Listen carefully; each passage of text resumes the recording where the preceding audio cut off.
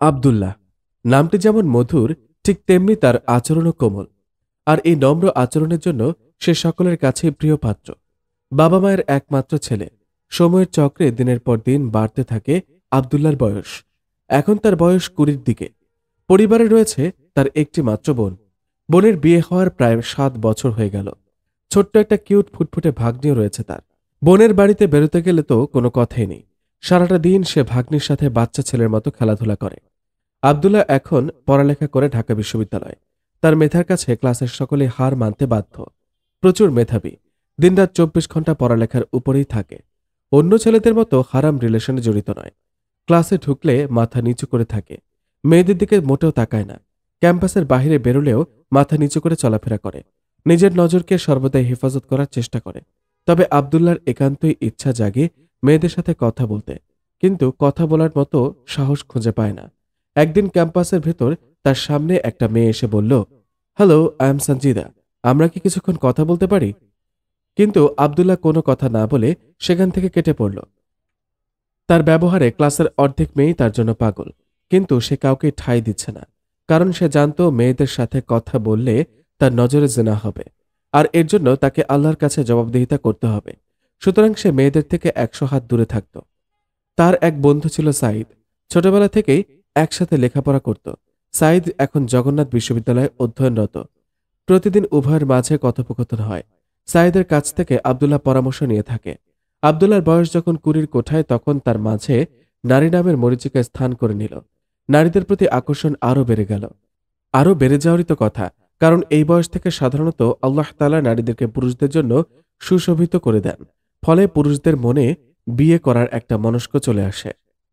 আব্দুল্লাহর মনে হলো তার এখন বিয়ে করাটা জরুরি হয়ে পড়েছে। কারণ এই বেহায়াপনার যুগে বিয়ে না করলে যে কোনো মুহূর্তে শয়তানের প্ররোচনায় খারাপ কাজে পা এগোতে পারে। সুতরাং তাকে বিয়ে করতে হবে। কিন্তু তার বাড়িতে বিয়ের কথা বলার মতো সাহস তার বুকে নেই।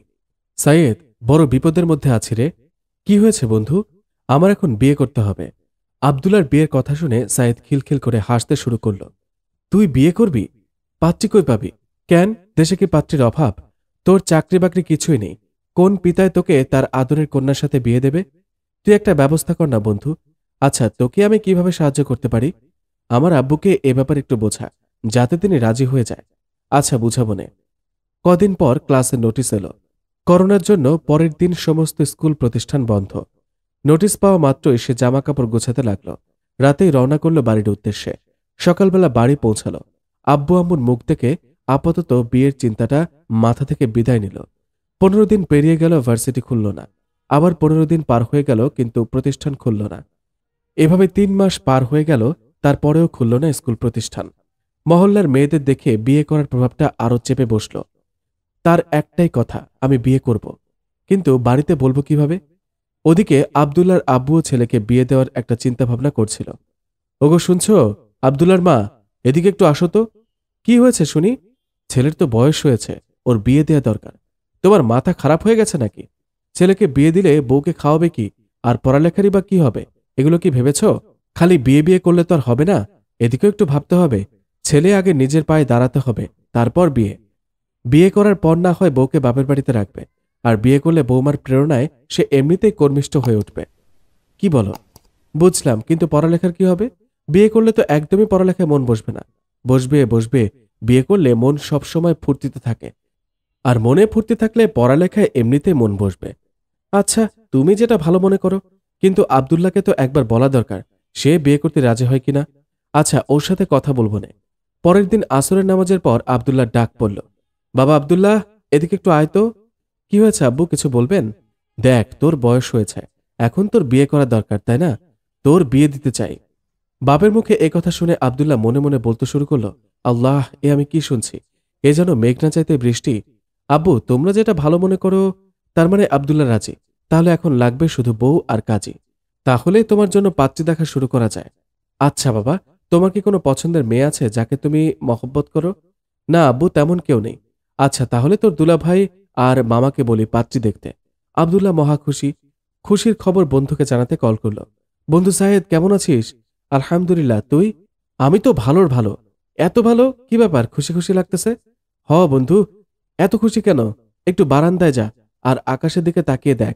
কেন, আকাশে কি আছে? কিছুক্ষণ পরে আকাশে একটা বিয়ের চাঁদ উদিত হবে। মানে? মানে আমার বিয়ের আয়োজন চলছে। বলিস কি রে, কেমনে কি? বন্ধু, যদি থাকে নসিবে আপনি আপনি আসিবে। আব্বু আমার লেগে পাত্রী খুঁজতেছে। পছন্দ হইলে বিয়ে ফাইনাল। বিয়েতে আসবি কিন্তু। জোহরের নামাজ পড়ে বাড়ি আসতেই আব্দুল্লাহ ডাক পড়ল। বাবা আব্দুল্লাহ, বিকেলবেলা রেডি হয়ে থাকিস, তোর পাত্রী দেখতে যাব। আমার সাথে আর কে যাবে? তোর দুলাভাই, চাচা আর তোর মামা। তাহলে আমি যাব না আব্বু। কেন যাবি না? আচ্ছা আব্বু, বিয়ে কি আমি করব নাকি আমার দুলাভাইরা করবে? আমার বিয়ে আমি করব, সুতরাং আমার সহধর্মিণীকে আমি দেখব। অন্য কারো যাওয়ার প্রয়োজন নেই। দেখ বাবা, বড়রা সাথে গেলে ভালো মন্দ পাত্রী খুঁজে পাবি। আব্বু, ভালো মন্দ সব আল্লাহর হাতে। তিনি আমার জন্য যাকে পছন্দ করবেন সেই হবে আমার সহধর্মিণী। আর তাছাড়া যে মেয়েকে আমরা দেখতে যাব তাকে দেখা করা, তার সাথে কথা বলাটা আল্লাহ হারাম করেছে, কারণ বিয়ের আগে কোনো মাহরাম নারীকে দেখা হারাম। আব্দুল্লাহর কথা শুনে আব্বু একটু রাগের ভঙ্গিতে বলল, যা তাহলে তুই একাই যা, আর তোর পছন্দের মেয়েকে খুঁজে বের কর। আব্বু, রাগ হয়ে কথা বলছো কেন? পাত্রী দেখতে যাবে তুমি আর আম্মু। পারলে খালামণিকে সাথে নেবে। ভালো মন্দ দেখলে তোমরা আমার পাত্রীকে নির্বাচন করবে। মামা চাচার যাওয়ার কোনো প্রয়োজন নেই। আর যদি চাও তাহলে আমাকেও সাথে নিও। আব্দুল্লাহর কথায় কিছুটা বোধগম্য হয়ে আব্বু বলল, আচ্ছা ঠিক আছে, রেডি হয়ে নে। আসরের নামাজের পর পাত্রী দেখতে যাব। আব্দুল্লাহর মনে আনন্দের বন্যা বয়ে গেল। মনে হলো আসরের পর সে আসমানের চাঁদ হাতের মুঠোয় পাবে। আব্দুল্লাহর অপেক্ষার প্রহর গুনতে শুরু করল। কতক্ষণে আসরের আজান দেবে আর কতক্ষণে সে পাত্রী দেখতে যাবে। দুপুরের ক্লান্ত শরীরে যখন সবাই ঘুমের ঘোরে ব্যস্ত, তখন আব্দুল্লাহ অনুভবের গহীনে প্রিয়তমার ছবি আঁকতে ব্যস্ত।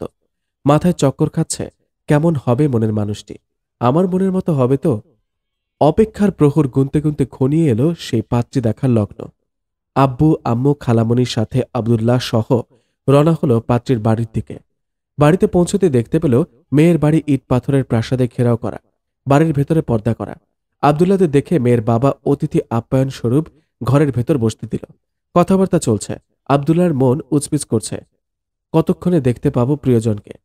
আলাপের এক পর্যায়ে মেয়ের বাবা বলল, দেখুন, আমার মেয়ে এখনো পড়ালেখা করছে। কাল রাতে এত করে বোঝালাম যে মা, তোমার বয়স হয়েছে, এখন তোমার বিয়ে দিতে হবে। কাল পাত্রপক্ষ তোমাকে দেখতে আসবে। কিন্তু কিছুতেই সে বিয়ে করতে রাজি হলো না, বরং বলল, আমি লেখাপড়া শেষ করে বিয়ে করব বাবা। এখন আমি কি বলি বলুন? মেয়ে রাজি না থাকলে আমি তো আর জোর করে বিয়ে দিতে পারি না। মেয়ের বাবার মুখে একথা শুনে আব্দুল্লাহ তাসকি খেল। কত স্বপ্ন ছিল বিয়ের আসরে বসবে, সব স্বপ্ন মনে হয় নস্যাৎ হয়ে গেল। প্রথম আলাপে মেয়ে রাজি না, কেমনটা লাগে? আব্দুল্লাহ তার বাবাকে বলল, আব্বু, উনি ঠিকই কথাই বলেছেন। মেয়ে যদি বিয়েতে রাজি না হয় তাহলে তাকে জোর করে বিয়ে দেয়া ইসলামে জায়েজ নেই। কারণ শরীয়তে বিয়ের শর্ত হল ইজাব আর কবুল।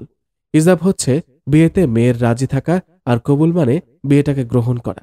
সুতরাং মেয়ে যেহেতু রাজি না, সেহেতু থাক, দরকার নেই। আব্দুল্লাহর এমন কথা শুনে মেয়ের বাবা বলল, দেখো বাবা, এতে আমার কিছুই করার নেই। তুমি যদি চাও তাহলে আমার মেয়ের সাথে একটু কথা বলে দেখতে পারো। না থাক, তার আর প্রয়োজন নেই। পাগলি মেয়েটাকে একটু বুঝিয়ে বলতে পারো। না থাক। ওদিক থেকে আব্দুল্লাহর বাবা বলল, এত করে যখন বলছে তখন না হয় একটু কথা বলে দেখ। বলবো? বলে দেখ। আব্দুল্লাহ এমনিতে মেয়েদের সাথে কথা বলতে শরম করে, তার উপর আবার বিয়ের পাত্রী। মেয়ের বাবা মেয়েকে আব্দুল্লাহর সাথে কথা বলার পারমিশন দিল। আব্দুল্লাহ ঘরের ভেতর ঢুকেই সালাম দিল। আসসালামু আলাইকুম, আমি কি আসতে পারি? ওয়ালাইকুম আসসালাম, জি আসুন। ভালো আছেন? আলহামদুলিল্লাহ, আপনি? আমিও ভালো।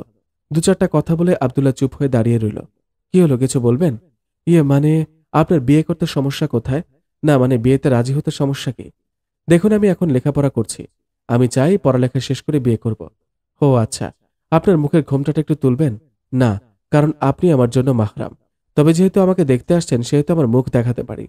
এই বলে সে তার ঘোমটাটা সরালো। আব্দুল্লাহ দেখতে পেল মুখ দিয়ে যেন চাঁদের আলো চুঁয়ে পড়ছে।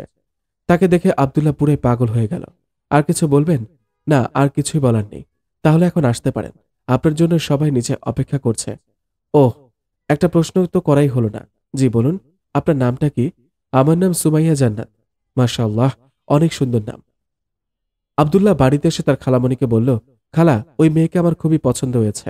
আমার ওই মেয়েকে চাই। আপনি একটা ব্যবস্থা করুন। আব্বুকে বুঝিয়ে বলুন। বাবা, দেখলাই তো মেয়েটা বিয়ের জন্য রাজি না, তাহলে কেমনে সম্ভব? আমি অত কিছু বুঝি না, আপনি আব্বুকে বুঝিয়ে একটা ব্যবস্থা করুন। ওই মেয়েকে আমার ভীষণ পছন্দ হয়েছে। কি দেখে এত পছন্দ হলো? মেয়ের রূপ দেখে নাকি? মেয়ের চরিত্র আর আমলিয়াত দেখে। আচ্ছা, আমি তোমার আব্বুকে সবকিছু বুঝিয়ে বলবো। তাড়াতাড়ি বলতে হবে। আগামীকালই তোমার আব্বুকে বলবো যেন ওই মেয়ের সাথে তোমার বিয়ে দেয়। আব্দুল্লাহর মন খারাপ। কেমন জানি মনের ভেতরে অস্থিরতা বাসা বেঁধেছে। কিছুই ভালো লাগছে না।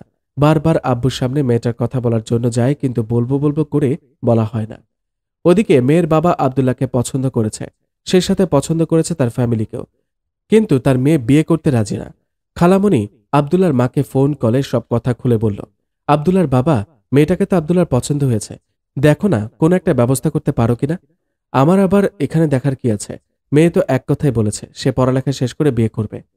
মেয়ের আব্বুকে একটু বোঝাতে বলো, আমার একটিমাত্র ছেলে, আর তার পছন্দের মেয়ের সাথে বিয়ে দেব না, তা হয় নাকি? আচ্ছা, আমি শেষবারের মতো মেয়ের বাবাকে ফোন দিচ্ছি, হলে হবে, না হয় অন্য মেয়ে দেখব, ব্যাস। সন্ধ্যাবেলা মেয়ের বাবাকে কল করা হলো। আসসালামু আলাইকুম। ওয়ালাইকুম আসসালাম। কেমন আছেন? এই তো আলহামদুলিল্লাহ ভালো, আপনি? আলহামদুলিল্লাহ। বলছিলাম কি, আমার ছেলের জন্য আপনার মেয়েকে বউ বানানো যায় না? দেখুন, আমরা আপনাদের পছন্দ করেছি, কিন্তু মেয়েটা কেন জানি বিয়ে করতেই চাচ্ছে না। এতবার বুঝালাম, তাও কোনো কাজ হলো না। ঘুরে ফিরে একটাই কথা বলছে, এখন বিয়ে করব না। বিয়ে যখন করতেই চাচ্ছে না, তাহলে কেমনে জোর করে বিয়ে দিই বলুন? তা অবশ্য ঠিক, আপনি আর একটু বুঝিয়ে বলবেন। আচ্ছা, দেখছি কি করা যায়। রাজি যদি হয় তাহলে আপনাকে জানাবো ইনশাল্লাহ। আব্দুল্লাহকে ডেকে আব্বু বুঝাচ্ছে, দেখো বাবা, ওই মেয়ে বিয়ের জন্য রাজি না, তার চেয়ে ভালো হয় আমরা অন্য একটা মেয়ে দেখি। আব্বুর এমন কথা শুনে আব্দুল্লাহ স্তব্ধ হয়ে দাঁড়িয়ে আছে, কোনো কথাই বলছে না। তাহলে কালকে তোমার আব্বু আর খালাসহ আরেকটা পাত্রীকে দেখতে যেও, যদি পছন্দ হয় তাহলে আমাকে জানিও। আমি বিয়ের দিন তারিখ ঠিক করব। এখনো আব্দুল্লাহর মুখে কথা নেই, কেমন জানি মনমরা ভাব। আব্বুর বুঝতে বাকি রইল না যে আব্দুল্লাহর ওই মেয়েকেই পছন্দ হয়েছে। অনেক বুঝানোর পর আব্দুল্লাহকে বসে আনা গেল। অবশেষে সে নতুন পাত্রী দেখার জন্য রাজি হয়ে গেল। রাতে ঘুম আসে না, মাথায় শুধু একটি চিন্তা ঘুরঘুর করে, কালকে যে মেয়েকে দেখতে যাবে সেও যদি বিয়েতে রাজি না হয়। এসব চিন্তা ভাবনায় রাত পেরিয়ে গেল। ফজরের ওয়াক্তে মুয়াজ্জিনের আজান শুনে আব্দুল্লাহর ঘুম ভাঙল। অজু সেরে মসজিদের পানে হাঁটতে শুরু করল। ফজরের নামাজ পড়ে দুহাত তুলে আল্লাহর কাছে চাইল, হে আল্লাহ, আপনি আমার জীবনে এমন একজনকে সঙ্গী সাথী হিসেবে নিযুক্ত করুন যে হবে দিনদার, মহসেনা স্ত্রী। নামাজ শেষ করে বাড়ির দিকে পা বাড়ালো। ঘড়ির কাঁটায় তখন বাজে সকাল 10টা। পরিবারের সবাই মিলে সকালের খাওয়া দাওয়ার জন্য রান্নাঘরে বসে পড়ল। ঠিক এমন সময় মেয়ের বাবার ফোন কল বেজে উঠল। ফোন রিসিভ করতে সালাম দিয়ে বললেন, আমার মেয়ে বিয়েতে রাজি হয়েছে। কি বলেন? রাজি হয়েছে, তবে একটা শর্ত দিয়েছে। কি শর্ত? বলছে এখন আংটি পরায় রাখবে, আর বিয়ে ফাইনাল হবে ওর পরীক্ষার পর। আপনারা রাজি থাকলে আংটি পরাতে পারেন। আচ্ছা, আমি আব্দুল্লাহর সাথে কথা বলে আপনাকে জানাচ্ছি। আব্দুল্লাহ রে, সুখবর আছে, বিয়ের জন্য তোর পছন্দের মেয়েটা রাজি হয়ে গেছে, তবে একটা শর্ত দিয়ে বলেছে এখন আংটি পরাবে আর বিয়ে হবে ওর পরীক্ষার পরে। বাবা, শরীয়তে বিয়ের আগে আংটি পরানো হারাম, কারণ আংটি পরাতে গেলে ওর হাত ধরতে হবে, আর বিয়ের আগে নন মাহারাম মেয়ের হাত ধরা ইসলামে হারাম করা হয়েছে। আর তাছাড়া আংটি পরার প্রচলনটা পশ্চিমা সংস্কৃতির। সুতরাং আমরা কেন পশ্চিমা সংস্কৃতিকে অনুসরণ করব? তার চেয়ে বেটার হয় আপনি বিয়ের সম্প্রদান করুন। ওর পরীক্ষা শেষ হলে বিয়ে ফাইনাল হবে, ততক্ষণে আমি অপেক্ষায় থাকি। দেখছো আব্দুল্লাহর মা, বেটা বলে কি, অপেক্ষায় থাকতে রাজি, তারপরেও ওই মেয়েকে ছাড়তে রাজি না। বাপকা বেটা। বেয়াই সাহেব, বিয়ের আগে আংটি পরার দরকার নেই, তার চেয়ে ভালো হয় বিয়ের সম্প্রদান করি, কি বলেন? ভালোই হয়। আচ্ছা, তাহলে আগামী শুক্রবার বিয়ের সম্প্রদান করা হবে। সম্প্রদান শেষ। এখন সুমাইয়া আব্দুল্লাহর আওতাধীন। যদিও আব্দুল্লাহর হবু স্ত্রী, তারপরেও আব্দুল্লাহর জন্য সুমাইয়াকে দেখা হারাম এবং তার সাথে কথা বলাও হারাম, কেননা এখনও তাদের বিয়ে হয় নাই, কেবল বিয়ের আলাপ পাকা হয়েছে। মা সুমাইয়া, জামাইয়ের ফোন নম্বর নিবা কথা বলার জন্য? না বাবা, তার কোনো প্রয়োজন নেই, কদিন বাদে আমার ফাইনাল পরীক্ষা, আর এ সময় পরীক্ষার প্রিপারেশন নিয়ে ব্যস্ত থাকতে চাই। ঠিক আছে, তোর যেটা ভালো মনে হয়। ওদিকে আব্দুল্লাহর মনে আনন্দের বন্যা বইছে। শত আনন্দের মাঝেও সুমাইয়ের সাথে কথা বলতে না পারার দুঃখ বিরাজ করছে। আব্দুল্লাহ তখন স্টাডি করছিল। এমন সময় আম্মু এসে দরজায় করাঘাত করছে। আব্দুল্লাহ, আব্দুল্লাহ, দরজাটা একটু খুলতো। কি হয়েছে মা? বলি কি বাবা, আমার হবু বৌমা সুমাইয়ার নম্বর নিবি না, কথাবার্তা বলবি না? যদিও বা আব্দুল্লাহর সুমাইয়ার সাথে কথা বলার খুব ইচ্ছে করছিল, তারপরেও নিজেকে কন্ট্রোল করে আম্মুকে বলল, আম্মু, আমাদের এখনো বিয়ে হয়নি, সুতরাং বিয়ের আগে একজন পুরুষ অন্য একজন বেগানা মহিলার সাথে কথা বলতে পারে না। এটা ইসলাম সমর্থন করে না, এটা স্পষ্ট হারাম। সুতরাং বিয়ের পর মন খুলে কথা বলবো। তুই যেটা ভালো মনে করিস বাপ। আব্দুল্লাহর কোনো ফোন কল অথবা মেসেজ না পেয়ে সুমাইয়া ভাবতে লাগলো, লোকটা একবারও কোনো কল করলো না। কল তো দূরের কথা, একটা SMS পর্যন্ত করলো না। ব্যাপার কি? যে ছেলে আমাকে বিয়ে করার জন্য অস্থির, অথচ সে ছেলে এখন পর্যন্ত আমাকে কোনো কলই করল না, নাকি আমার নাম্বার তার কাছে নেই। আব্বু, আব্বু, কি হয়েছে মা? আচ্ছা আব্বু, আমার নম্বর আব্দুল্লাহকে দাওনি? দিয়েছে তো। তাহলে 3 দিন পার হয়ে গেল, এখন পর্যন্ত একবারও ফোন দিল না। তুমি একটু খোঁজ নিয়ে দেখো তো কোনো বিপদ হলো কিনা। আচ্ছা, আমি খোঁজ নিয়ে দেখছি, তুই কোনো চিন্তা করিস না। মেয়ের বাপ আব্দুর রহিম সাহেব আব্দুল্লাহর বাবাকে ফোন করে বলল, কি অবস্থা বিআই সাহেব, দিনকাল কেমন যাচ্ছে?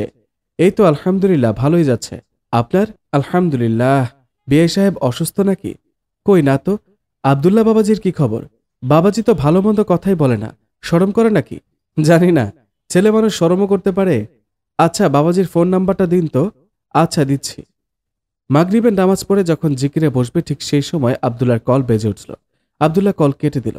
আবারও কল বেজে উঠল। এবারও আব্দুল্লাহ কল কেটে দিল। তৃতীয়বারের মতো যখন কল বেজে উঠল তখন সে ফোনের সুইচ অফ করে জিকিরে মশগুল হয়ে গেল। আব্দুল্লাহ ফরজ ইবাদতের পাশাপাশি নফল ইবাদতও প্রচুর করত। এই যেমন ধরুন জিকির আজগার, কোরআন তেলাওয়াত, চাশতা আওয়াবিন নামাজ ইত্যাদি। জিকিরের সময় দুনিয়ার যাবতীয় চিন্তা চেতনাকে উপেক্ষা করে সে প্রভুর দরবারে মস্তক নত করত।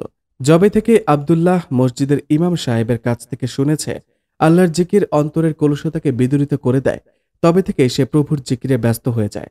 5 ওয়াক্ত নামাজের যে কোনো এক সময় সে জিকির আজগার করে। প্রত্যেকটা মানুষেরই উচিত দিনের যে কোনো এক সময় প্রভুর জিকিরে মগ্ন থাকা। আচ্ছা, একবার ভাবুন তো, যে আল্লাহ দিন রাত 24 ঘন্টা মানুষের জন্য উপহার দিলেন, সে আল্লাহর জন্য 2-3 ঘন্টা ব্যয় করা যায় না ইবাদতের মাধ্যমে? জিকির শেষে আব্দুল্লাহ ফোন অন করে দেখল অপরিচিত নম্বর থেকে কল এসেছে। কল ব্যাক করবে, কিন্তু তার ফোনে পর্যাপ্ত টাকা নেই। সে তাড়াহুড়ো করে বাজারের উদ্দেশ্যে রওনা হলো। ফ্ল্যাক্সি রোডের দোকান থেকে টাকা রিচার্জ করে ওই নম্বরে কল করল। আসসালামু আলাইকুম। ওয়ালাইকুম আসসালাম। কে বলছেন? আমি তোমার শ্বশুর আব্বা বলছি। ও বাবা, ভালো আছেন? অনেকবার কল করেছেন, কিন্তু আমি তখন একটু ব্যস্ত ছিলাম, যার কারণে ফোন কেটে দিয়েছি। মনে কিছু নিয়েন না। আরে না না, কি যে বলো। ভালো আছো তো? আলহামদুলিল্লাহ, আল্লাহ তাআলা ভালো রেখেছেন। আম্মা ভালো আছে? ভালো আছে। সুমাইয়া ভালো আছে? সেটা ওকেই জিজ্ঞেস করো। আচ্ছা, ওর নম্বরটা মেসেজ করে দিন। আব্দুল্লাহর কাছে সুমাইয়ার নম্বর ছিল, তারপরেও দ্বিতীয়বারের মতো নাম্বার নিল। এবার মনোভাব করল সুমাইয়াকে কল করবে, মন খুলে কথা বলবে। কিন্তু যখনই প্রস্তুতি গ্রহণ করেছে যে একবার কল দিব, ঠিক তখনই ইমাম সাহেবের কথা মনে পড়ে গেল। ইমাম সাহেব জুমার খুতবায় বলেছিলেন, কারো যদি বিয়ের সম্বন্ধ ঠিক হয় কিন্তু বিয়ে না হয়, অর্থাৎ বিয়ের আলোচনা পাকা হয় কিন্তু বিয়ে না হয়, তার জন্য নির্বাচিত পাত্রীর সাথে কথা বলা জায়েজ নেই, কারণ এটা অবৈধ প্রেমের শামিল হবে। অনেকে আছে যারা বিয়ের আলাপন ঠিকঠাক করেই ফোনালাপে আলগা পীড়িতের কথাবার্তা বলে। আসলে এটা ঠিক না, কেননা অবৈধ প্রেম করা যেমন অপরাধ, ঠিক তেমনি বিয়ের আগে নির্বাচিত পাত্রীর সাথে কথা বলাও তেমন অপরাধ। সুতরাং বৈধ পন্থায় কথা বলতে চাইলে বিয়ের বৈপরীত্য আর কিছুই নেই। তবে হ্যাঁ, কথা বলা যাবে, কিন্তু এতে শয়তানের প্রয়োজনের সংখ্যায় অধিকতর।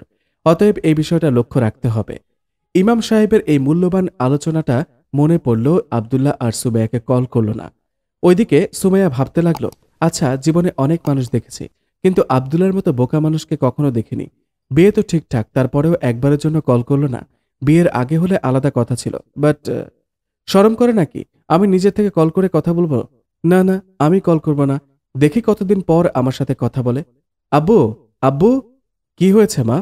আব্দুলের কাছে কি আমার ফোন নম্বর আছে? কেন, তোকে এখনো কল করেনি? না তো। আল্লাহ, বলিস কি? কাল তো আমার কাছ থেকে তোর নাম্বার নিয়ে বলল কথা বলবে। আমি তো ভেবেছি তোর সাথে কথা বলেছে। না, এখনো কল দেয়নি। বুঝলাম না সমস্যাটা কি। মনে হয় শরম করে, তাই হয়তো কল দেয়নি। বিয়েটা আগে হোক, তারপর দেখাবো বেটার শরম কোন পর্যায়ের। তুই তো একবার কল দিয়ে কথা বলতে পারিস। পারি, কিন্তু দিব না। আগে ওকেই দিতে হবে, তারপর আমি। পাগলামি ছেড়ে দিয়ে একটু একটু করে কথা বলিস। সুমাইয়া কল দেওয়ার মনস্ক করল, কিন্তু তার ফাইনাল পরীক্ষা ঘনিয়ে আসায় আর কল দেয়া হলো না। পরীক্ষার আগে 3-4 মাস কঠিনভাবে পড়ালেখা চালিয়ে গেল। দিনক্ষণ পেরিয়ে পরীক্ষার আর বাকি 1 সপ্তাহ। পরীক্ষায় 2 দিন আগে চট করে আব্দুল্লাহকে ফোন করলো। আসসালামু আলাইকুম, কেমন আছেন? মেয়ের কণ্ঠ শুনে আব্দুল্লাহ ফোন কেটে দিল। আবার ফোন আসলো, কিন্তু আব্দুল্লাহ রিসিভ করল না। রাগে মাথায় সুমাইয়া একটা ছোট্ট মেসেজ করলো, পরশুদিন আমার ফাইনাল পরীক্ষা, আমার জন্য দোয়া করবেন। মেসেজের শেষে সুমাইয়া লেখা দেখে আব্দুল্লাহ এক বাক্যে রিপ্লাই দিল, ফি আমানিল্লাহ। দেখতে দেখতে সুমাইয়ার পরীক্ষা শেষ হয়ে গেল। ফলাফলও প্রকাশ পেল। বেলা ফুরাবার আগেই সুমাইয়ার ছোট ভাই হাতে মিষ্টি ভর্তি থলে নিয়ে আব্দুল্লাহদের বাড়িতে আসলো। দুলা ভাই, এই নিন, আব্বা আপনাদের জন্য মিষ্টি পাঠাইছে। কিসের মিষ্টি? আপনার হবু বউ মানে আমার বোন সুমাইয়া ফাইনাল পরীক্ষায় সর্বোচ্চ পর্যায়ে উন্নীত হয়েছে। আলহামদুলিল্লাহ। আব্দুল্লাহর মনে খুশির ঝলক দেখা দিল। মনের ভেতর আনন্দের ঝড় বইতে শুরু করলো। এই আনন্দ কিন্তু সুমাইয়ার উত্তীর্ণ হওয়ার জন্য নয়, বরং বিয়ের জন্য। অর্থাৎ সুমাইয়ার পরীক্ষা শেষ, এখন সে বিয়ের পিড়িতে বসতে রাজি হয়ে যাবে। সেজন্যই এত হাসি খুশি লাগছিল আব্দুল্লাহকে। আম্মু, সুমাইয়ার পরীক্ষা কিন্তু শেষ, তো আমি কি করব? কি করবো মানে? এখন আব্বুকে বলো দিন তারিখ ঠিক করে বিয়ের আয়োজন করতে। হো হো, আচ্ছা এই ব্যাপার। আচ্ছা, আমি তোর আব্বুকে বলছি। ছেলে আমার বিয়ের জন্য পাগল হয়ে গেছে। কই গো আব্দুল্লাহর বাবা, কি হয়েছে শুনি? বৌমার তো পরীক্ষা শেষ। এটা তো ভালো কথা, বৌমা আমার উচ্চশিক্ষিত। আরে সেটা বলছি না তো। কি, বৌমার তো পরীক্ষা শেষ, এবার তাহলে বিয়ের আয়োজনটা সেরে ফেলা যায় না? ও হো, ঠিকই তো। আচ্ছা, আমি বিয়ে সাহেবের সাথে কথা বলে আগামী সপ্তাহতেই বিয়ের দিন তারিখ ঠিক করে নিচ্ছি। তোমার রাজপুত্রকে বিয়ের জন্য প্রস্তুতি গ্রহণ করতে বলো। বিআই সাহেব কেমন আছেন? আলহামদুলিল্লাহ। এত সকালে ফোন, কি উদ্দেশ্যে? মানে বৌমার তো পরীক্ষা শেষ, এখন বিয়ের দিন তারিখ ঠিক করা যায় না? অবশ্যই, শুভ কাজে দেরি করতে নেই। তার আগে সুমাইয়ার অনুমতি লাগবে। আমি ওকে বিয়ের জন্য প্রস্তুত হতে বলছি। আচ্ছা ঠিক আছে। সুমাইয়া বিছানায় শুয়ে শুয়ে আব্দুল্লাহর কথা চিন্তা করছে আর ভাবছে সে একবারও ফোন দিয়ে কথা বলল না। ব্যাপারটা কি? ভাবনার সমাপ্তি না হতে আম্মু চলে এলো। মা, সুমাইয়া, তোর তো পরীক্ষা শেষ। তুই না বরপক্ষকে কথা দিয়েছিলে পরীক্ষা শেষ হলে বিয়ে করবি? হ্যাঁ, তা তো বলেছি। এখন তোর আব্বু চাচ্ছে আগামী সপ্তাহে তোর বিয়ে দিতে। তুই বিয়ের জন্য রাজি? আম্মুর কথা শুনে সুমাইয়া হ্যাঁ না কিছুই বলছে না, চুপচাপ বসে আছে। আম্মুর বুঝতে বাকি রইল না যে চুপ থাকা সম্মতির লক্ষণ। তার মানে সে বিয়ের জন্য রাজি। বিয়ের দিন তারিখ ঠিক করা হলো। আগামী শনিবার রাতে বিয়ে। অপেক্ষার প্রহর গুনতে গুনতে কাঙ্ক্ষিত বিয়ের লগ্ন বয়ে এলো। আজ তাদের বিয়ে। বিয়ের আগে সাধারণত বরকনের গায়ে হলুদ পরানো হয়। সেই সুবাদে আব্দুল্লাহর খালারা তার গায়ে হলুদের জন্য মেঝেতে বসালো। কি করতেছেন খালা? বোকা ছেলে, গায়ে হলুদে কি করতে হয় জানিস না বোধ হয়। তার মানে আব্দুল্লাহর বুঝতে বাকি রইল না যে এখন তার গায়ে হলুদ পরিয়ে দেওয়া হবে। তাৎক্ষণিক সে উঠে দাঁড়ালো। কিরে, উঠলি কেন? বস। না, গায়ে হলুদ দেওয়া কোন রীতিতে আছে? এটা আদিকাল থেকে বাংলার সংস্কৃতিতে লেগে আছে। বিয়ের পিড়িতে বসতে হলে গায়ে হলুদ লাগাতে হবে। পাগলামি না করে বসে পড়। খালা, জানি না এটা কোন রীতিতে আছে, তবে ইসলামে এটা জায়েজ না। এই যে এখন আমার গায়ে হলুদ লাগানো হবে, আমার গায়ে হলুদ লাগানোর জন্য কত আত্মীয় স্বজন আসবে, দুঃসম্পর্কীয় বোন আসবে, চাচিরা আসবে। তারা হলুদ হাতে নিয়ে আমার গায়ে লাগিয়ে দেবে। এটা কি ঠিক? এই যে ধরুন আপনার মেয়ে মানে আফরোজা, যদিও সে আমার খালাতো বোন, তারপরেও তাকে দেখা কিন্তু আমার জন্য হারাম। সুতরাং গায়ে হলুদ অনুষ্ঠানে সেও কিন্তু আমার গায়েতে হলুদ পরাবে। এতে পর্দার বিধান লঙ্ঘন হবে না? বিশ্বাস করেন খালামণি, যবে থেকে শুনেছি চাচির দেখাও হারাম, তবে থেকে আমি চাচিদের সামনে না যাওয়ার চেষ্টা করি। ইমাম সাহেব আলোচনায় বলেছিলেন চাচা মারা গেলে চাচিকে বিয়ে করা জায়েজ, তাই চাচিদের সামনেও পর্দা করা ফরজ। এখন যদি আমার গায়ে হলুদের আয়োজন করেন তাহলে তারাও এসে আমার গায়ে স্পর্শ করে হলুদ লাগিয়ে দিবে। সুতরাং আমি পারবো না গায়ে হলুদ পালন করতে। তুই তো দেখছি বড়ই মোল্লার বেটা হয়ে গেছিস। আচ্ছা থাক তাহলে, গায়ে হলুদের দরকার নেই। তুই গোসল করে পাঞ্জাবি পরে রেডি হয়ে নে। আব্দুল্লাহ রেডি। গায়ে একটা পাঞ্জাবি, মাথায় পাগড়ি, বেশ দারুণ লাগছে। তারা ঠিক করলো বিকালে রওনা হবে। ওদিকে সুমাইয়াদের বাড়িতে চলছে বিয়ের আয়োজন, গ্রামবাসীদের খাওয়ানোর ব্যবস্থা। সুমাইয়ার বাবা একটা গরু জবাই করে আত্মীয় স্বজনদের দাওয়াত করে খাওয়াচ্ছে। বিয়ে বাড়িতে সাধারণত যারাই দাওয়াত খেতে আসে তারাই কিন্তু গিফট বক্স সাথে করে নিয়ে আসে। সবাই দামি দামি গিফট বক্স নিয়ে এসে সুমাইয়ার কাছে দিয়ে যাচ্ছে। অনেক অনেক উপহার পেয়েছে সে। তার একটা গরিব মামা ছিল, এতই গরিব যে নুন আনতে পান্তা ফুরায় অবস্থা। সুমাইয়ার প্রিয় একজন মামা। বিয়ে বাড়িতে সবাইকে দেখা যাচ্ছে, কিন্তু তার মামার কোনো খোঁজ খবর মিলছে না। সুমাইয়া ত্বরিত গতিতে মামাকে ফোন করল। কি ব্যাপার মামা, এখনো আসছো না যে? তোমার আদরের ভাগ্নির বিয়েতে আসবে না নাকি? মারে, এক জায়গায় জরুরি প্রয়োজনে যেতে হবে, আজ না গেলে হয় না। দরকার পড়লে বিয়ের পর প্রতিদিনই যাব। না, তোমাকে আজকে আসতে হবে, কোনো কথা চলবে না। মামাকে নিয়ে জলদি চলে আসো। মামা বিয়ে বাড়িতে না আসার কারণ হলো সবাই কোনো না কোনো দামি গিফট উপহার দিচ্ছে, কিন্তু তার পক্ষে দামি গিফট তো দূরের কথা, সামান্য একটা গিফট কেনায় মুশকিল হয়ে দাঁড়িয়েছে। খালি হাতে বিয়ে বাড়িতে যাওয়ার শোভা পায় না, তার উপর আবার নিজের ভাগ্নির বিয়ে, কিছু না নিয়ে গেলে তো প্রেস্টিজ শেষ। এসব চিন্তা করেই মামা সিদ্ধান্ত নিয়েছে বিয়ে বাড়িতে যাবে না, কিন্তু ভাগ্নির ফোন পাওয়ার পর তাকে যেতেই হবে। কিন্তু বিয়ে বাড়িতে কি নিয়ে যাবে? মামা বড় একটা কার্টুন আনলো, কার্টুনের ভেতরে কিছুই নেই। মামা একটা চিঠি লিখে ভেতরে রেখে দিয়ে কার্টুনটাকে গিফট পেপার দিয়ে মোড়ালো। কার্টুনটা হাতে নিয়ে রওনা হলো বিয়েবাড়ির উদ্দেশ্যে। মামার হাতের গিফট বক্সটা সুমাইয়াকে দিল। ওয়াও মামা, এত বড় উপহার! কি আছে এর ভেতরে? আমার একমাত্র ভাগ্নি, দামি গিফট ছাড়া আর কি হতে পারে? পরে খুলে দেখিস। অথচ বক্সের ভেতরে কোনো গিফট নেই, শুধুমাত্র একটা চিঠি। কিন্তু কি লেখা আছে ওই চিঠির ভেতরে?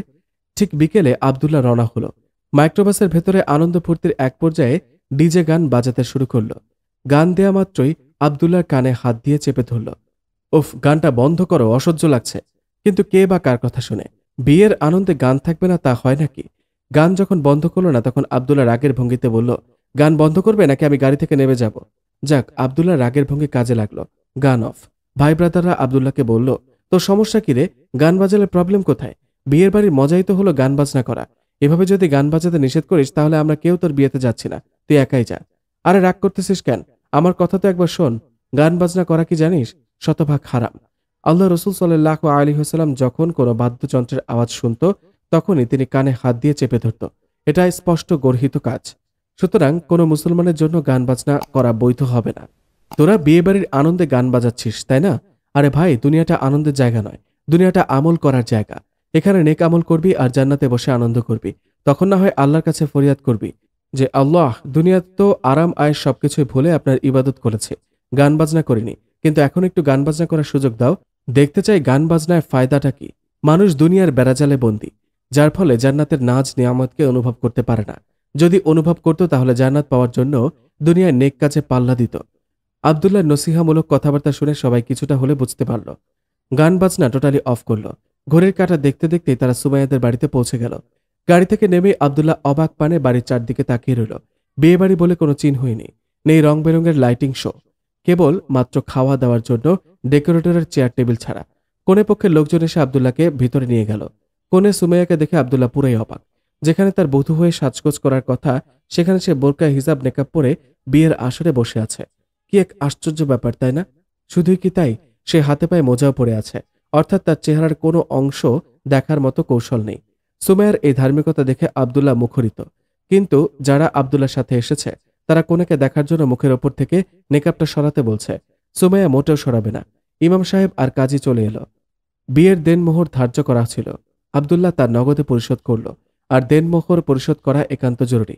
শরীয়তে যেটাকে তাগিদ করে বলা হয়েছে দিতেই হবে। মেয়ের বাবা আব্দুল্লাহকে খুশি মনে একটা মোটরসাইকেল দিতে চেয়েছিল, কিন্তু আব্দুল্লাহ তা নিতে রাজি হয়নি, কারণ এটা নেয়া যৌতুকের শামিল, যা শরীয়ত সমাজ কোনোটি সমর্থন করে না। সুতরাং সে শ্বশুরের দেয়া মোটর বাইক নিতে রাজি নয়। যাক, বিয়ের কাজ সম্পূর্ণ হলো। এখন থেকে সুমাইয়া আর আব্দুল্লাহ স্বামী স্ত্রী। নতুন বধূকে ঘরে তুলতে উদ্বাহু। রাতেই সুমাইয়াকে দেখার জন্য আব্দুল্লাহর রুমে ভিড় জমল। ভাই ব্রাদার, চাচা, মামা সবাই আসলো, কিন্তু আব্দুল্লাহ তাদের উপেক্ষা করে ঘরের ভেতর থেকে লক করে বসে রইল। সবাই ডাকাডাকি করছে, কিন্তু ঘরের ভেতর থেকে আব্দুল্লাহর কোনো রেসপন্স নেই। সারা শব্দ না পেয়ে সবাই যার যার ঘরে চলে গেল। খানিক পর বাসর রাতের লগ্ন শুরু হবে। আব্দুল্লাহ ফ্রেশ হয়ে ঘরের ভেতর প্রবেশ করে দেখল সুমাইয়া ঘরে নেই। কি ব্যাপার, বাসর রাতে কোথায় গেল? এক পা দুই পা করে এগিয়ে বিছানায় বসে পড়ল। কিছুক্ষণ পর দেখতে পেল সুমাইয়া ওয়াশরুম থেকে বেরোচ্ছে। সুমাইয়া আব্দুল্লাহর দিকে এগিয়ে এলে সামনে এসে আব্দুল্লাহকে সালাম দিল। আসসালামু আলাইকুম। ওয়ালাইকুম আসসালাম। সুমাইয়ার ভারী শরম পাচ্ছে। লজ্জা ভরা মুখ নিয়ে আব্দুল্লাহকে বলল, কি ব্যাপার, তুমি এখনো বসে আছো? যাও, অজু করে আসো। দাম্পত্য জীবনের সূচনা আজ থেকেই, সুতরাং আল্লাহর শুকরিয়া আদায় স্বরূপ 2 রাকাত নামাজ আদায় করতে হবে। যাও যাও, অজু করে আসো। আব্দুল্লাহ চটপট বিছানা থেকে নেমে অজু করে আসলো। সুমাইয়া তাকে বলল নামাজে দাঁড়াতে। তাকে বলল, তুমি সামনে দাঁড়িয়ে নামাজ আদায় করো আর আমি তোমার পেছনে। আব্দুল্লাহ জিজ্ঞেস করল, আমি সামনে দাঁড়িয়ে আর তুমি আমার পেছনে? কিন্তু কেন? এতে কি এমন ফায়দা রয়েছে? এতে আল্লাহর ইবাদত এবং স্বামীর আনুগত্য হাসিল হয়। সুমাইয়া তখন একটি হাদিস পড়ে শোনাল। আব্দুল্লাহ ইবনে মাসুদ রাদিয়াল্লাহু তাআলা আনহু থেকে বর্ণিত, তিনি বলেন, রাসূলুল্লাহ সাল্লাল্লাহু আলাইহি ওয়াসাল্লাম ইরশাদ করেন, স্ত্রী যখন স্বামীর কাছে যাবে স্বামী তখন দাঁড়িয়ে যাবে, আর স্ত্রীও দাঁড়িয়ে যাবে তার পেছনে। অতঃপর তারা একসঙ্গে 2 রাকাত সালাত আদায় করবে এবং বলবে, হে আল্লাহ, আপনি আমার জন্য আমার পরিবারে বরকত দিন আর আমার ভেতরেও বরকত দিন পরিবারের জন্য। হায় আল্লাহ, আপনি তাদের থেকে আমাকে রিজিক দিন আর আমার থেকে তাদেরকেও রিজিক দিন। হে আল্লাহ, আপনি আমাদের যতদিন একত্রে রাখেন কল্যাণী একত্রে রাখুন, আর আমাদের মাঝে যখন বিচ্ছেদ ঘটিয়ে দেবেন তখন কল্যাণের পথেই বিচ্ছেদ ঘটাবেন। সুমাইয়ার মুখে হাদিসটি শুনে আব্দুল্লাহ নিজে দাঁড়িয়ে গেল।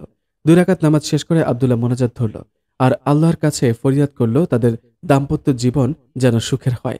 নামাজ শেষে দুজনেই বিছানায় বসে পড়ল। 2 মিনিট 4 মিনিট চলে গেল, কিন্তু তারা দুজনেই নিস্তব্ধ, কোনো কথা নেই। তাদের দুজনের মাঝেই শরমের ভাব দেখা দিল। আব্দুল্লাহ যখন দেখল সে কোনো কথাই বলছে না, তখন নিজের থেকেই কথা বলতে শুরু করল। ভয় সংকোচ দূর করার জন্য তারা একে অপরের সাথে পরিচিতি লাভ করল। পরিচয় পর্বের পরেই তাদের মাঝে শুরু হলো খোশ গল্প। মনের যত কথা আছে সবটাই একে অপরের সাথে শেয়ার করার পাল্লা দিল। আব্দুল্লাহ মাওলানা সাহেবের নসিহতে একটা হাদিস শুনেছে, বাসরাতে স্ত্রীর সামনে চুল আছড়িয়ে দিয়ে কপালে হাত বুলিয়ে দিয়ে একটি দোয়া পড়তে হয়। এই দোয়া পড়লে উভয়ের ওপর আল্লাহ রহমত বর্ষিত হয়। তাই সে সুমাইয়া একদম কাছে এসে বসল। তার সামনের চুল আছড়িয়ে রাসূলের শেখানো দোয়াটি পড়ল। আল্লাহুম্মা ইন্নী আসআলুকা খয়রাহা ওয়া খয়রা মা জুবিলাত আলাইহি ওয়া আউযু বিকা মিন শাররিহা ওয়া শাররি মা জুবিলাত আলাইহি। অর্থ, হে আল্লাহ, আমি আপনার কাছে তার স্ত্রী কল্যাণের প্রার্থনা করছি এবং প্রার্থনা জানাই তার সেই কল্যাণময় স্বভাবের যার ওপর আপনি তাকে সৃষ্টি করেছেন। আর আমি আপনার আশ্রয় চাচ্ছি তার অনিষ্ট থেকে এবং তার সেই অকল্যাণময় স্বভাবের অনিষ্ট থেকে যার ওপর আপনি তাকে সৃষ্টি করেছেন। দোয়াটি পড়ার পর আব্দুল্লাহ সুমাইয়াকে মিষ্টি মুখ করালো। তারপর সুমাইয়াকে ধার্য মোহরের ব্যাপারে জিজ্ঞেস করল। প্রিয়তমা, তোমার মোহরানা কি আজই দিতে হবে? সুমাইয়া মজা করে মাথা নেড়ে বলল, আজ অর্ধেক দিই, বাকিটা আরেকদিন। আব্দুল্লাহর এই কথা শুনে সুমাইয়া বলল, স্ত্রীকে মোহরানা আদায় করা ফরজ, আর এই ফরজ কাজটি না করে কিভাবে সংসার জীবন শুরু করবে? সুতরাং মোহরানা স্ত্রীর এমন একটি প্রাপ্য যা তিনি স্বামীর সঙ্গে মিলিত হওয়ার আগে পাওনা হন। তবে স্ত্রী স্বেচ্ছায় ও স্বতঃস্ফূর্তভাবে সময় দিলে বাকি রাখা যাবে, কিন্তু মোহরানার অর্থ আবশ্যিকভাবে পরিশোধ করতে হবে। বিবাহিত স্ত্রীকে অসহায় মনে করে ছলে বলে কৌশলে বা অজ্ঞতার সুযোগে মাফ করিয়ে নিলে মাফ না হয়ে তা হবে জুলুম প্রতারণা। যদি স্ত্রী নিজের পক্ষ থেকে শতপ্রবৃত্ত হয়ে মোহরের কিছু অংশ ক্ষমা করে দেয়, তবে তোমরা তা হৃষ্ট চিত্তে গ্রহণ করতে পারো। সূরা নিসা আয়াত ৪। প্রাপ্য মোহরানার কথা স্মরণ করিয়ে দিয়ে সুমাইয়া তাকে বলল, মহানবী সাল্লাল্লাহু আলাইহি ওয়াসাল্লাম বলেন, যে ব্যক্তি কোনো মেয়েকে মোহরানা দেওয়ার ওয়াদায় বিয়ে করেছে কিন্তু সে মোহরানা আদায় করার তার ইচ্ছে নেই, সে কিয়ামতের দিন আল্লাহর সামনে অপরাধী হিসেবে দাঁড়াতে বাধ্য হবে। মুসনাদে আহমদ। আব্দুল্লাহ তখন তাকে বলল, আহারে, আমি তো মোহরানা দিতে অস্বীকার করি নাই, বলেছি আজ অর্ধেক দিই, বাকিটা কাল পরশু। আরে না, আমি মজা করছিলাম, তোমার যখন ইচ্ছে দিও, না দিলেও কোনো আপত্তি নেই। সত্যি বলছো?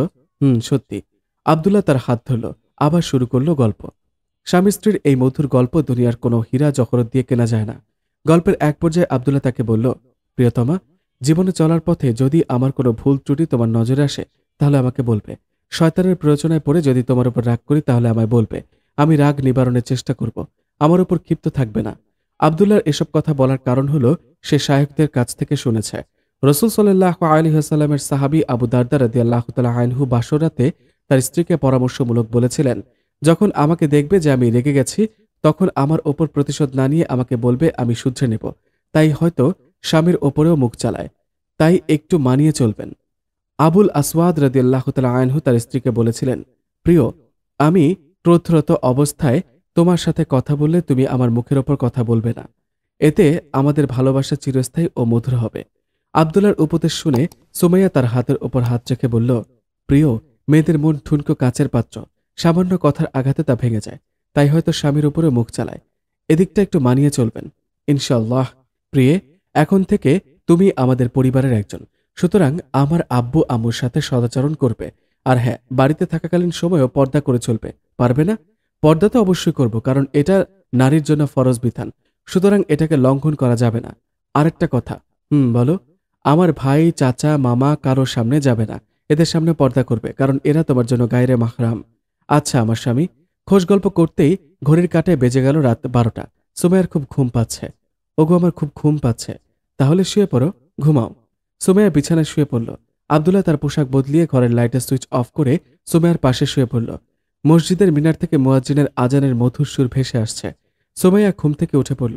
আব্দুল্লাহকে ডেকে বলল, এই ওঠো, ফজরের আজান হচ্ছে। আব্দুল্লাহ ঘুম থেকে উঠে অজু করে মসজিদের দিকে পা বাড়াল। ফজরের নামাজ মসজিদে জামাতের সহিত পড়ার মাঝেই রয়েছে অশেষ সওয়াব।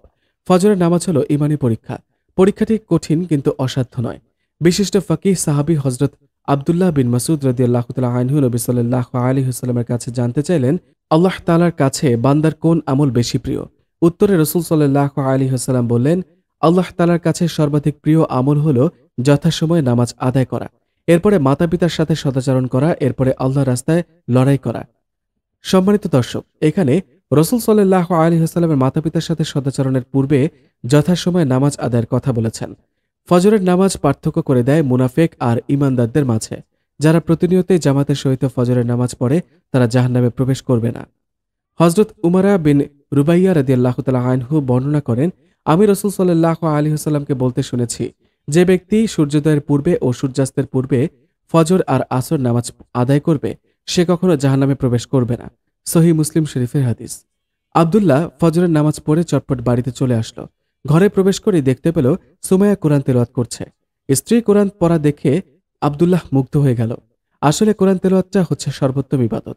প্রত্যেক মুসলমানেরই উচিত প্রতিদিন কোরআন তেলাওয়াত করা। এতে প্রতিটা হরফের বিনিময়ে 10টি করে নেকি অর্জন হবে। কাল্পনিক থ্রিলার এসব বই পড়ে সময় নষ্ট না করে কোরআন তেলাওয়াত করলে আমলনামায় সওয়াব দিয়ে ভরপুর হয়ে যাবে।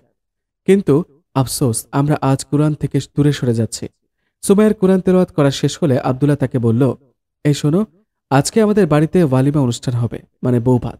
সুতরাং তুমি ঘরের ভেতর থেকে বাইরে হবে না, কারণ অনুষ্ঠানে অনেক লোক আসবে। তুমি ঘর থেকে বের হলে পর্দার খেলাপ হবে। একটু কষ্ট করে হলেও সারাদিন ঘরের ভেতরেই থাকবা, পারবা না? অবশ্যই পারবো, স্বামীর উপদেশ পালনে না করব না। আব্দুল্লাহ তখন ঘরের দরজায় জানালায় পর্দা লাগিয়ে দিল। শুধু তার নিজের ঘরেই নয়, বরং পুরো বাড়িটায় পর্দায় আবৃত করল। যেখানে খাওয়া দাওয়ার আয়োজন করা হয়েছে সেখানেও পর্দা দিয়ে ঘেরাও করা হলো। এভাবে পর্দা লাগানো হয়েছে। যারা দাওয়াতি লোক তারা বাড়ির ভেতরে কাউকে দেখতে পাবে না। বাসর রাতের পরের দিন ওয়ালিমা করা সুন্নত। এটা স্বয়ং রসুল সাল্লাল্লাহু আলাইহি ওয়াসাল্লাম নিজেই করেছিলেন। আনাস ইবনু মালিক রাদিয়াল্লাহু তাআলা আনহু থেকে বর্ণিত যে রাসূলুল্লাহ সাল্লাল্লাহু আলাইহি ওয়াসাল্লাম আব্দুর রহমান ইবনু আউফ রাদিয়াল্লাহু তাআলা আনহু এর গায়ে হলুদে চিহ্ন দেখতে পেয়ে বললেন, কি ব্যাপার? তিনি বললেন, খেজুর বীজের পরিমাণ সোনার মোহরের বিনিময়ে আমি এক মহিলাকে বিয়ে করেছি। নবী সাল্লাল্লাহু আলাইহি ওয়াসাল্লাম বললেন, আল্লাহ তোমাকে বরকত দান করুন। অলিমা করো, একটি বকরি দ্বারা হলেও। বুখারী শরীফের হাদিস নাম্বার 10,094। অলিমা অনুষ্ঠানে অনেকে এসেছে। কাছের দূরের অনেকেই আত্মীয়ের আগমন ঘটেছে। খালি হাতে নয়, বরং সবাই কিছু না কিছু গিফট নিয়ে আসছে। অনুষ্ঠান শেষ। আত্মীয় স্বজনরা সুমাইয়াকে দেখার জন্য ব্যাকুল, কিন্তু আব্দুল্লাহ দেখতে দিবে না। যাদের জন্য সুমাইয়াকে দেখা জায়েজ তারা দেখেছে, কিন্তু নন মাহরাম পুরুষদের দেখতে দিচ্ছে না, এমনকি নিজের চাচাদেরও না।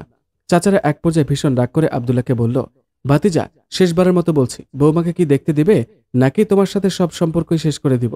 চাচা, আমার স্ত্রীকে দেখা আপনাদের জন্য জায়েজ নেই, সুতরাং আমি দেখাতে দিব না। তাহলে থাকো তুমি তোমার বউ নিয়ে। আজ থেকে চাচা ভাতিজার সম্পর্ক এখানেই শেষ। এই বলে হন হন করে চলে গেল চাচার দল। চাচার এমন ব্যবহার আব্দুল্লাহর কাছে খারাপ লাগলো, কিন্তু কি আর করার, শরীয়তে বিধান তো মানতেই হবে। আব্দুল্লাহর মন খারাপ হয়ে গেল। এদিকে আব্বু আম্মু তার সাথে ভীষণ রাগ করলো। বাপ, বৌমাকে দেখালে কি সমস্যা? অন্য কেউ তো আর দেখছে না, তোর চাচারাই তো দেখছে। আম্মু, ইসলামী শরীয়তে যদি সুমাইয়াকে দেখা চাচাদের জন্য জায়েজ হতো, তাহলে আমি নিজের থেকেই চাচাদের ডেকে নিয়ে সুমাইয়াকে দেখাতাম। ওরা যে এখন মন খারাপ করলেই কিছু করার নেই। আমি জানি আত্মীয়ের সাথে সম্পর্ক ছেদ করতে রাসূল সাল্লাল্লাহু আলাইহি ওয়াসাল্লাম নিষেধ করে বলেছেন, যারা আত্মীয়তার সম্পর্ক ছেদ করে তারা আমাদের দলভুক্ত না। কিন্তু তারপরেও যখন তারা পর্দার ব্যাপারে জানতে পারবে, তখন সঠিক বুঝ পাবে।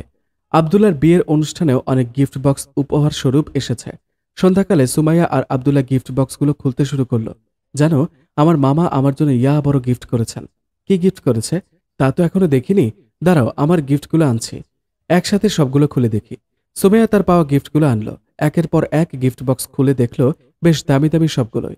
সর্বশেষে সে তার প্রিয় গরিব মামার বড় গিফট বক্সটি খুলল। বক্সের ভিতর চোখ যেতে সে অবাক হয়ে গেল। গিফট বক্সে কোনো গিফট নেই, শুধুমাত্র একটি চিঠি। এই দৃশ্য দেখে আব্দুল্লাহ মুচকি হাসি দিল। হাসবে না? আচ্ছা, মামা তো আমাকে বলল এর ভেতরে দামি গিফট আছে, কিন্তু এখন তো দেখছি এর ভেতরে একটা চিঠি। কিন্তু কি এমন লেখা আছে চিঠির ভেতরে? দাও দাও, আমাকে দাও, আমি পড়তেছি তোমার মামা কি লিখেছে। আব্দুল্লাহ মামার চিঠিটা খুলে দেখলো মামা লিখেছে, আদরের ভাগ্নি, আজ তোর বিয়ে, কিন্তু আমি যেতে পারছি না, কারণ বিয়ের বাড়িতে গেলে কোনো না কোনো গিফট নিয়ে যেতে হয়। কিন্তু আমি গরিব, নুন আনতে পান্তা ফুরায়, কিভাবে গিফট কিনবো বল? ছাত্র জীবনে পড়ালেখা করেছি, কিন্তু এখন ঘুষ ছাড়া কেউ চাকরি দিতে চায় না, তাই কষ্ট করে রিক্সা চালিয়ে রোজগার করি। তুই আমার আদরের ভাগ্নি, তোর বিয়েতে কিছু গিফট না নিয়ে যাব, এটা কেমন দেখায় না? এজন্য ভাবছি তোর বিয়ের অনুষ্ঠানে যাবই না, কিন্তু তোর ফোন কল পাওয়ার পরে আসতেই হলো। দুঃখের বিষয় হলো, টাকার অভাবে তোর জন্য কিছুই আনতে পারলাম না। সবাই যাতে বুঝতে পারে তোর মামা তোকে বড় গিফট উপহার দিয়েছে, সেজন্যই এত বড় বক্সের ভেতর এই চিঠিটা লিখলাম। আমাকে মাফ করে দিস, তোকে কিছুই দিতে পারলাম না। মামার চিঠিটি পড়ে সুমাইয়ার চোখ দিয়ে পানি চলে এলো। মামার কষ্ট বুঝতে পেল। আব্দুল্লাহ তখন সুমাইয়াকে বলল, দেখেছ, বিয়ের অনুষ্ঠানে বড় একটা সমস্যা হলো গিফট নেয়া। সবাই তো আর সামর্থ্যবান না। যাদের বিয়ের অনুষ্ঠানে দাওয়াত দেয়া হয় তাদের অনেকেই গরিব থাকে। তাদের গিফট দেওয়ার সামর্থ্য না থাকায় বিয়ে বাড়িতে আসতে পারে না, অথচ কাউকে দাওয়াত দিয়ে গিফট নেওয়াটা বড় অন্যায়। হ্যাঁ, যদি সে স্বেচ্ছায় হাদিয়া দেয় তাহলে সেটা আলাদা কথা। তুমি ঠিক কথাই বলেছ। আমি যদি আগে জানতাম তাহলে বিয়ের কার্ডের নিচে লিখে দিতাম কেউ গিফট নিয়ে আসবেন না। যাক, কি আর করার, যা হবার তা তো হয়ে গেছে, এখন আগামী নিয়ে ভাবতে হবে। আব্দুল্লাহর কথা শুনে সুমাইয়া মুচকি মুচকি হেসে বলল, ইনশাআল্লাহ আমাদের ছেলে মেয়েদের বিয়েতে এরকমটাই করব। ছেলে মেয়ে? আব্দুল্লাহ বেকার, কোনো চাকরি নেই, নেই কোনো ইনকাম। বলা চলে বাপের হোটেলে পেট পুরে খাচ্ছে দিনভর। কিন্তু এখন সে একা না, তার স্ত্রীও আছে। সুতরাং তাকে নিজের পায়ে দাঁড়িয়ে উপার্জন করতে হবে। এজন্য প্রয়োজন ভালো কোনো চাকরি, কিন্তু চাকরি করতে দরকার যোগ্যতা, আর সে যোগ্যতা আব্দুল্লাহর কিঞ্চিত পরিমাণ হলেও আছে। কিন্তু দুঃখের বিষয় হলো ভালো কোনো চাকরি পেতে গেলে মোটা অঙ্কের ঘুষ দরকার, আর ঘুষের চাকরি করতে সে মোটেও রাজি না। কারণ রাসূল সাল্লাল্লাহু আলাইহি ওয়াসাল্লাম বলেছেন, ঘুষদাতা আর ঘুষ গ্রহীতা উভয় জাহান্নামী। সুতরাং সে চায় না ঘুষের টাকায় জাহান্নামকে খরিদ করতে। তাই সে করোনাকালীন সময়ে সিদ্ধান্ত নিল হালাল পদ্ধতিতে ব্যবসা করবে। ব্যবসা করতে প্রয়োজন টাকা, কিন্তু তার কাছে একটা টাকা কড়িও নেই। ব্যবসা করার পরামর্শ চাইল সুমাইয়ার কাছে। কোনো বিষয়ে পরামর্শ করার জন্য ঘরের বিবির যথেষ্ট। তাই সে সুমাইয়ার সাথে এ বিষয়ে পরামর্শ করল। কোনো কাজ করার পূর্বে স্বয়ং আল্লাহ তাআলাই পরামর্শ করতে বলেছেন। এমনকি আল্লাহ তাআলা নিজেও মানুষ সৃষ্টির ব্যাপারে ফেরেশতাদের সাথে পরামর্শ করেছিলেন। আব্দুল্লাহ সুমাইয়াকে ব্যবসা সংক্রান্ত সব কথাই বলল। এখন দরকার সুমাইয়ার মৌন সমর্থন। সুমাইয়া, তোমার কাছে একটা পরামর্শ চাই। কি বিষয়ে পরামর্শ? দেখো, এভাবে তো আর বাপের হোটেলে খেলে চলবে না, নিজের থেকেও কিছু করতে হবে। আমি সিদ্ধান্ত নিয়েছি করোনাকালীন সময়ে যে কয়টা দিন বাড়িতে আছি সে কয়টা দিন ব্যবসা করব, পরে না হয় চাকরি খুঁজব। বাহ, স্বামী আমার অনেক দূর এগিয়েছে, ভালোই হয়, কিন্তু ব্যবসা করার জন্য কিছু টাকার প্রয়োজন, যা আমার কাছে নেই। আমি টাকা দিই, তুমি তুমি আবার টাকা পাবে কোথায়? আমার বাড়ি থেকে ধার নিব, পরবর্তীতে তুমি সেটা পরিশোধ করে দিবে। আচ্ছা ঠিক আছে। বিয়ের কদিন পর আব্দুল্লাহ শ্বশুরবাড়িতে নতুন জামাই সেজে এলো। শ্বশুরবাড়ি মানেই মধুর হাড়ি, রকমারি খাবারে পরিপূর্ণ। শ্বশুরবাড়ির মধুর হাড়ি খেতে কেনা যায়। আব্দুল্লাহ শ্বশুর বাড়িতে নতুন। শ্বশুরের সামনে যেতে সুমাইয়া তার কানে ফিসফিস করে বলল, এই, আব্বার পায়ে সালাম করো। কিন্তু আব্দুল্লাহ পায়ে সালাম না করে মুখ দিয়ে সালাম করল। আসসালামু আলাইকুম। ওয়ালাইকুম আসসালাম। বাবা ভালো আছেন? আলহামদুলিল্লাহ। কই গো সুমাইয়ার মা, দেখো দেখো কে এসেছে, তোমার জামাই এসেছে, শিগগিরই এদিকে আসো। শাশুড়ি মা আসতেই আব্দুল্লাহ তাকে সালাম দিল। ভেতরে আসো বাবা। আব্দুল্লাহ বাড়ির ভেতরে প্রবেশ করল। সুমাইয়ার পরনে বোরকা, হিজাব, নেকাব সবই। চেহারার কোনো অংশই দেখার উপায় নেই। সুমাইয়ার মুখে মন খারাপের ছাপ লক্ষ্য করা যাচ্ছে। কি হয়েছে, মুখ অন্ধকার করে আছো কেন? তোমাকে বললাম আব্বুর পায়ে ধরে সালাম করো, কিন্তু তুমি সেটা না করে মুখ দিয়ে সালাম দিলে। ওরে আমার লক্ষ্মী বউ, এর জন্য বুঝি মন খারাপ? সুমাইয়া তখন মাথা নাড়িয়ে বলল, হুম। আরে আমার পাগলি বউ, পায়ে সালাম করতে গেলে মাথা নিচের দিকে নত হবে, যা শরীয়তে জায়েজ নেই। কারণ কারোর সামনে মাথা নত করা জায়েজ নেই, কেবলমাত্র আল্লাহ ছাড়া। এখন আমি যদি মাথা নত করে শ্বশুরমশাইকে পায়ে ধরে সালাম করি, তাহলে মনের অজান্তেই হয়তো শিরক হতে পারে। সুতরাং পায়ে সালাম করার থেকে মুখে সালাম দেওয়াই ভালো। কেননা আল্লাহ রাসূল সাল্লাল্লাহু আলাইহি ওয়াসাল্লাম বলেছেন, আসসালামু ক্বাবলাল কালাম, কথা বলার পূর্বে সালাম দাও। তিনি কিন্তু পায়ে সালাম করার কথা বলেননি। সুতরাং এর থেকে হেফাজত থাকতে হবে। তবে হ্যাঁ, পিতামাতা উস্তাদদের কদমমুচি করা জায়েজ আছে। তবে এক্ষেত্রে সতর্কতা অবলম্বন করতে হবে যেন মাথা নত না হয়। আব্দুল্লাহর জবাব শুনে সুমাইয়ার আদরের সহিত তার গালে টেনে বলল, হুলে আমার স্বামী, এত কথা কোথায় রাখো? কোথায় আবার রাখবো, পেটের ভিতরে রাখি? আচ্ছা, ফ্রেশ হয়ে খেতে এসো। আব্দুল্লাহ ফ্রেশ হতেই জোহরের আজান হলো। দেরি না করে মসজিদ পানে হাঁটতে শুরু করলো। এদিকে সুমাইয়া খাবার নিয়ে তার জন্য অপেক্ষা করছে। উফ, এতক্ষণ হয়ে গেল, এখনো এলো না। কই গো, জলদি আসো। কিন্তু আব্দুল্লাহর কোনো সারা শব্দ নেই। সুমাইয়া তাকে ফোন করলো। কি হলো, কই গেলা? আজান দিয়েছে তো, মসজিদে আসছি। এত তাড়াতাড়ি যাওয়ার কি দরকার? নামাজের তো আরো আধা ঘন্টা বাকি আছে। খেয়ে গেলেও তো পারতাম, কিন্তু আমি তা করব না। কারণ নামাজে যখন মুয়াজ্জিন হাইয়া আলাস সালাহ বলে, তখন আর ঘরে বসে থাকা কোনো মুসলমানের জন্য শোভা পায় না। কারণ এখানে মুয়াজ্জিন নামাজের জন্য আহ্বান করে না, বরং আল্লাহ তাআলা মানব জাতিকে নামাজের কথা স্মরণ করিয়ে দেয়। সুতরাং আল্লাহর ডাকে দেরি করতে নেই। আজান হওয়া মাত্রই মসজিদে আসা একজন মুমিনের বৈশিষ্ট্য। আচ্ছা ঠিক আছে, নামাজ পড়ে তাড়াতাড়ি এসো, কেমন? আমাদের সমাজে নামাজের পর মসজিদের বারান্দায় দেখতে পারা যায় অনেক অসহায় ব্যক্তিকে, যারা দুমুঠো খাওয়ার জন্য মানুষের দ্বারে হাত পাতে। আব্দুল্লাহ যখন নামাজ শেষে মসজিদ থেকে বের হলো, তখন এক মুরব্বী চাচা তার হাত ধরে বলল, বাবা, 2টা টাকা দাও, একটা রুটি কিন্না খামু। মুরব্বী চাচার আগতে মিনতি আর তার অসহায় চেহারার দিকে তাকিয়ে আব্দুল্লাহ পকেট থেকে 50 টাকার একটি নোট বের করে দিল। বাবা, আমার কাছে তো খুচরা টাকা নাই, এটা রাখো, আমারে একটা 2 টাকার নোট দিলেই হইব। না না চাচা, খুচরা কোনো দরকার নেই, 50 টাকা সবটাই আপনি নিন। চাচা তখন আব্দুল্লাহর মুখের দিকে তাকিয়ে রইল, জড়িয়ে ধরল তাকে। আবেগের দরুন মুরব্বী চাচা কেঁদে ফেলল। বাবা রে, মানুষের কাছে 2 টাকা চাইয়া পাই না, আর তুমি 50 টাকা দিলা? আমার স্ত্রী না খাইয়া পড়ে আছে, অসুখ, ঔষধ কেনার মতো টাকা নাই। এই যে 2-4 টাকা পাই, তা দিয়া ঔষধ কিনা লই। বলেন কি? চলুন আমি আপনার বাড়িতে যাব। মুরব্বী চাচা আব্দুল্লাহকে সাথে নিয়ে গেল। ঠিক তো অসুখে বিছানায় পড়ে আছে। চাচা, আপনার ছেলে মেয়ে নেই? আছে, একটা ছেলে আছে। কই সে? সুন্দরী বউ নিয়া ফ্ল্যাট বাসা তাহে। কোনোদিন আমগো খোঁজ লয় না। আমরা বাইচা আছি না মইরা গেছি, তারা খোঁজ লয় না। ইস, আফসোস এইসব সন্তানদের জন্য, যারা পিতামাতার মতো বড় নিয়ামত পাওয়ার পরও তাদের সেবা করে না। পিতামাতা দুনিয়ার জান্নাত। কত কষ্ট একটা সন্তানকে লালন পালন করতে। দিনের পর দিন নিজে না খেয়ে সন্তানের মুখে খাবার তুলে দেয়, আর সেই সন্তান প্রতিষ্ঠিত হওয়ার পরে পিতামাতাকে ভুলে যায়। এসব সন্তানের জন্য রয়েছে দুনিয়া ও আখিরাতে জাহান্নাম। এজন্য আল্লাহ তাআলা বলেছেন, তোমরা পিতামাতার সাথে সৎ ব্যবহার করো। রসুল সাল্লাল্লাহু আলাইহি ওয়াসাল্লামকে জিজ্ঞেস করা হলো, সবচেয়ে বেশি সৎ ব্যবহার পাওয়ার হকদারকে? উত্তরে তিনি বললেন, মা, মা, মা এবং বাবা। রসুল সাল্লাল্লাহু আলাইহি ওয়াসাল্লাম বলেছেন, পিতামাতার অবাধ্য হওয়া সন্তানদের শাস্তি আল্লাহ দুনিয়ায় করেন। সুতরাং পিতামাতার ওপর সদাচরণ করতে হবে। চাচার কথা শুনে আব্দুল্লাহ পকেট থেকে একটা 500 টাকার নোট দিয়ে বললেন, চাচা, এই টাকা দিয়ে আপনার স্ত্রীর জন্য ঔষধ কিনে নিয়েন। বাবা, তোমার মতো যদি একটা সন্তান পেতাম তাহলে বুকটা আনন্দে ভরে যেত। যাক, আব্দুল্লাহ বাড়িতে চলে এলো। এতক্ষণ লাগে আসতে? কোথায় গিয়েছিলে? সেটা পরে বলবো, এখন খুব ক্ষুধা লেগেছে, কিছু খেতে দাও। সুমাইয়া ঝটপট খাবারের বন্দোবস্ত করলো।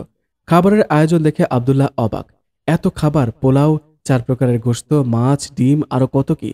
আব্দুল্লাহ যখন হাত ধুয়ে খাবার মুখে নেবে, ঠিক তখন মুরব্বী চাচার কথা মনে পড়ে গেল। আহারে, বেচারা না খেয়ে আছে। সুমাইয়া, একটা টিফিন বক্স আনো তো। কেন, কি করবা?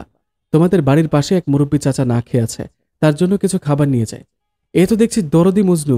প্রতিবেশীর হক আদায় করতে হয়, জানো? আল্লাহ তাআলা বলেছেন, ওয়াজিল কুরবা ওয়া ইয়াতামা, তোমরা প্রতিবেশীদের হক আদায় করো। একজন না খেয়ে বসে আছেন, আর তোমরা এখানে রকমারি খাবার খাবে, তা হয় নাকি? আচ্ছা, নিয়ে যাও। আব্দুল্লাহ খাবার নিয়ে গেলে মুরব্বী চাচা তার জন্য প্রাণ খুলে দোয়া করল। শ্বশুরমশাই তার জন্য একটা পাঞ্জাবি কিনে আনলো, বেশ সুন্দর দেখতে। সুমাইয়ার জন্য একটা শাড়ি। সুমাইয়ার শাড়ি পরে আব্দুল্লাহর সামনে এলো। এই দেখো তো আমাকে কেমন লাগছে। ওয়াও, নীল শাড়িতে আমার বউকে পরীর দেশের রাজকন্যার মতো লাগছে। ওমা, তাই নাকি? এমনিতে তো সুন্দরী, তার উপর আবার নীল শাড়ি, বেশ লাগছে। এভাবেই চলতে থাকে তাদের দুজনের দুষ্টু মিষ্টি মুহূর্তগুলো। স্বামী স্ত্রীর এই মধুর সম্পর্ক যেন দুনিয়ায় প্রভু কর্তৃক স্বর্গীয় দান, যা কোথাও খুঁজে পাওয়া যাবে না।